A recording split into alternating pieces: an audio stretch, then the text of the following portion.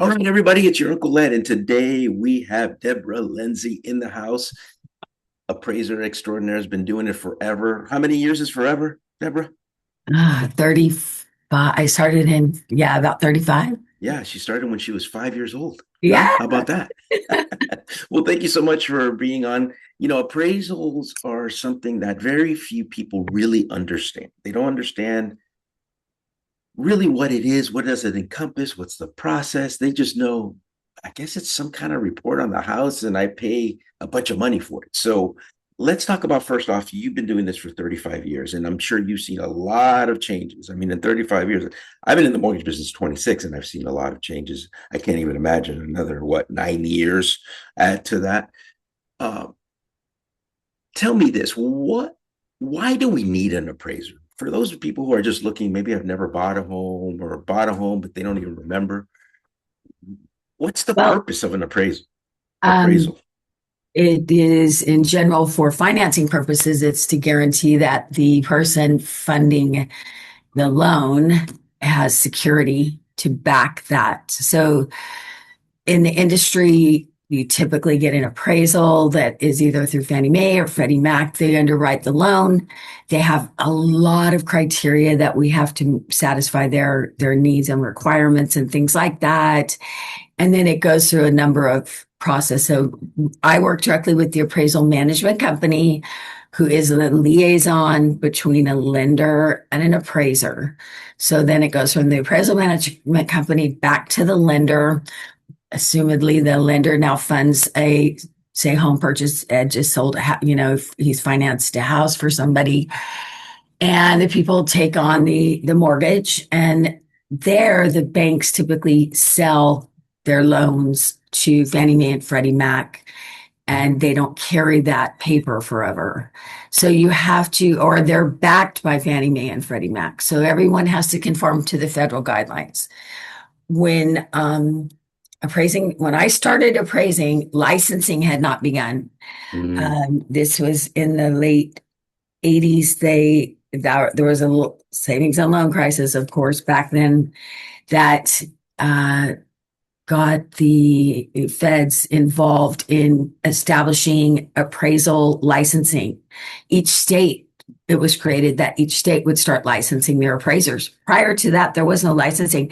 If you said you were an appraiser and the bank would accept your work, you were legally able to do it. And then, so there was a big crisis, and then of course they implemented this licensing at early '90s, I guess. Frank Dodd and um, all these licensing federal guideline things came Yeah. out. So it's changed a lot along the way. It's about to change significantly by November 2nd. There's a mandate to go to a whole new appraisal form that is supposedly generated by AI, though I keep taking all these training courses, and the AI is what you need to do to complete this new form that could have as many as 600 fields to answer. Wow. If you do like a fourplex, it's all going to be on the same form. What? So it will open up all the relevant fields depending on the property type. So I don't know. I keep taking these training classes online, thinking I'm going to learn. It's all going to, come the aha moment. And aha keeps going, oh, you're not even close. Yesterday, the aha moment came that you're going to have to hire the best software company that's providing the best training and provisions to get AI going on these forms. So it's going to be a new software I'm going to have to buy because mine is established in the industry, but it's way behind in Mm. where they're at. I'm gonna have to get a new device. I'm gonna have to get a new phone. I'm gonna everything get Wow. integrated. It's disturbing everything. Well, AI is everywhere now. Yeah. And so hopefully, I can I just gonna have to kick out the cash and get Yeah. these And companies get it because done. one, yeah. So, are the two main focuses of an appraisal both condition and value of the property? Would you say are those the two primary focus? Condition is a factor that contributes to value. So conditions more on the side of property characteristics like quality, condition, location, physical characteristics like gross living area, room and bath count, secondary improvements. Those are all valuation aspects that go into determining what a final value might be. The value actually comes from, there's three techniques in the appraisal industry that you can utilize to derive value. The sales comparison approach is the most common. It's the most commonly used because it's the primary type of methodology for residential properties. So it's the premise of what other properties sold for. You compare that to your property. You compare enough of them that are similar. You make adjustments for differences between the subject property and these sales. And you put in enough till you get some indication of value that makes sense. It's an art. It's not a science. So you're never going to go, oh, look, it's exactly $1 million. Because what is interesting is a buyer, for example, is going to come in today and say, Ed, I got $1 million to buy this. Let's finance it. Let's do it. The next day, they're like, wait, I can come up with $1,020,000. This is worth $1,020,000 to me. The next day they wake up, oh my God, I don't think it's worth over $980,000. The same person is having these subjective thoughts back and forth, back and forth. Imagine when you're playing with different market participants and their money and their reasoning and their, considerations and coming in what the sale price should be. So it's an art. You just, hopefully have great sales that are comparable to the Yeah. subject. To And substantiate the value, yeah. yeah, But it's still kind of subjective, it's always subjective to right? Yeah. that.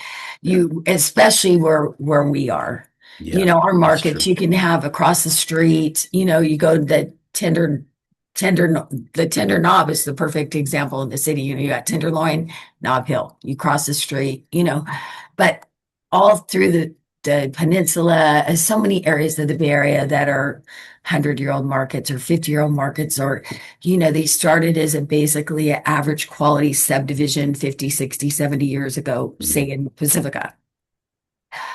Well, renovation and upgrades have changed that average plus quality home to maybe an average to good plus quality because they went in and they put in all granite and all finishes and pitched, Palladio windows and pitched the roof, and you turn an Eichler into a, 2-story.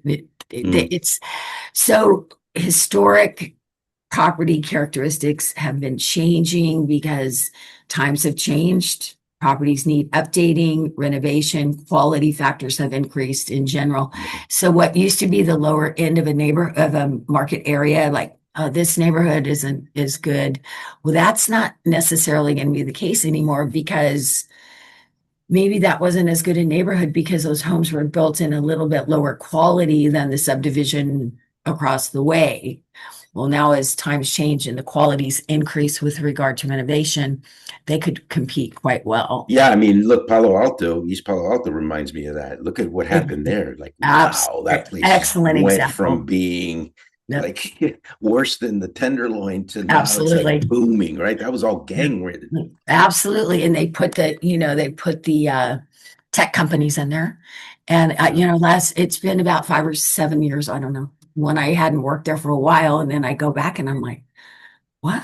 Mm-hmm. The entry levels, near $1 million. To San Mateo County, you can get into very little of a single family, Yeah, forget it. for under $1 million. I mean, That's true. in general, 800, it depending. Obviously, it's all depending, but those entry level houses like around here, the little ones, I'm in Pacifica. Yeah. There's the water. So these entry level houses within a block of me, there's a couple, they're like 800 square feet. Maybe they're on a 2,500 square foot lot, maybe 5,000 square foot lot, but I believe they're trying to sell them for, 900,000 or about $1,000 a square foot is, well, no one wants that right now, people that can, that's a lot to pay in this market when you get interest rates at 6.5 and 7. It just isn't entry level anymore. That's true. You're not downsizing. If you have your kids moved out, you have a 1,500 square foot house. Now you want a little house and go Yeah, get cozy at the beach, and totally. your values are, I mean, your mortgage is going to be higher No, than you have 100%. because it's, double the interest rate. So That's true. What it's a would you say are the red benefits of an appraisal from the standpoint of the buyer of a home? Why should they get an appraisal besides the fact that obviously it's mandatory, but what's a flag. benefit to them? The purpose of an appraisal is to enhance public security in the industry. That was the reason the appraisal industry was created, was to enhance the public's security in finance and in the government, to believe in the system. So they made the appraiser accountable to homeowners and such, to believe in the industry, and what they're getting is done by a licensed, qualified appraiser. So it's about, that's the primary thing about the industry, is the appraisal industry is to enhance the public's trust in the whole system. Yeah, and I would even go to as far as saying the trust that the condition and the value of the property is somewhat accurate, right? Well, for sure. And so that again, there are strict guidelines and educational requirements for continuing education, and continuously updating Yeah, the standards of professional practice and code of ethics is the documents written by the government for the minimum of what an appraiser must do. At a minimum, this includes how the report's generated, how it's um, how it's spoken, or how it's transcribed to the readers. And then above and beyond that is very typical, that the lenders want more than the minimum. They want, more higher criteria. So yeah, it's to, ensure public, security and trust, but trust by the public in the process, in yeah, the whole lending process. And it's important. I mean, we've all seen the markets start to crumble when things got 100%. funky. So it's important to have security in your, I'm going to pay $1 million for this house. The appraiser says it's worth $1 million. Okay, I'm good with that. You know, and so you're assuming that you've got qualified, trained, honest people on all ends. No, that's true. We're not an advocate for either side, not for the owner or the Yeah, seller, you're a third the party, lender. neutral party. Yeah. Yeah. What would you say would be the top three things a consumer should look after when looking at the appraisal? Well, there's a lot of things when they first see an appraisal, they want to start looking to make sure that everything's identified. Oh, well, I have two fireplaces, not one fireplace, or little things. A lot of times when I'm doing an inspection, they'll be like, oh, pointing out all these little things, not recognizing that the big picture is in the land. So Yeah, you want to make sure that, you're keeping your home in a marketable state, both for your own safety and such. But when they're looking at the appraisal, from the point of view of the buyer, what would you say are the top three well, things they should focus on? the appraisal is supposed to be written to be completely understood by the intended user. So the reader should be able to completely understand what the property is, what the appraiser did, how the comparables were selected, how adjustments were made. That all should be self-contained within the appraisal.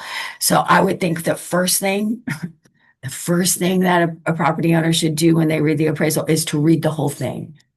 I have a very comprehensive addendum that comes with my appraisals that describes everything I've done in the appraisal, if you're not familiar with them, it's a form. And so if you start looking at these but each section corresponds to something in the addendum if necessary to expound upon what was done.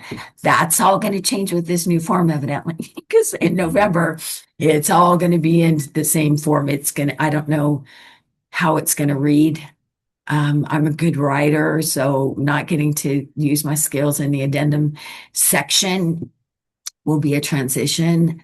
But again, the whole point is the appraisal should be completely self-contained, that the reader understands from start to finish how you got from A to Z. Yeah. So I don't know 3 things that should be done.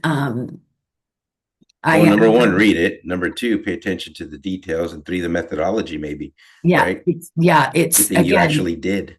All of that should be spelled out by the appraiser, depending again on the intended user. If I do a private appraisal, say for a date of death or divorce, or, where I know that the reader, the intended user, my client typically, is not as sophisticated as the readers of an appraisal for a mortgage. So it's not going to be, my mortgage work should not have to be as explained as thoroughly, because the reader, which is the lender, they should already know the, 3 approaches to value, and you shouldn't have to explain what each one is, that kind of thing. Where when I do a private appraisal, it's got more thorough commentary for basic information. Yeah, totally. And then again, read the whole thing first, and then and a lot of people don't. I tell people read it, because did you read the addendum? Yeah, totally. Remind everybody what the 3 different methods are. Okay, there's a sales comparison approach, which is the analysis of like properties, what a substitute property could be. It's sold for this much. How does that compare to subject? And you make adjustments for differences. You choose enough comparables. Got to have a minimum of 3. That's the general rule in residential specifically.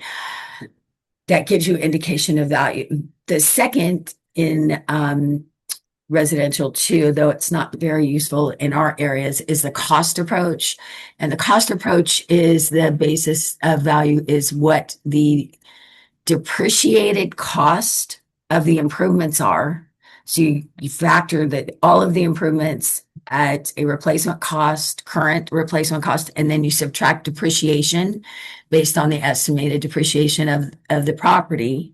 And that could be physical depreciation. It could be functional, like something doesn't work. They've closed off the kitchen door. So you've got to put a cost, what it would to open that kitchen door back up or something like that. So you take the depreciated cost of the improvements and you add land value. And that should give you an indication of value. And the third is the income approach. It's done on income properties specifically, and you can do them on single family if it's a rental and you have a lot of rental data. But it's what the current value of future income streams will indicate. And you take the value and divide it by income and rate, and you have an overall rate, and that'll give you an indication of value. Value equals income divided by rate. So the net income projection divided by the estimated rate of return gives you an indication of value.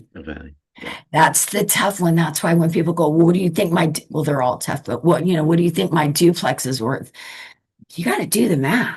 Yeah, exactly. All of them require math, but the income approach is something that you got to specifically more math oriented. You do some division, I'm an idiot calculator. Yeah, very good.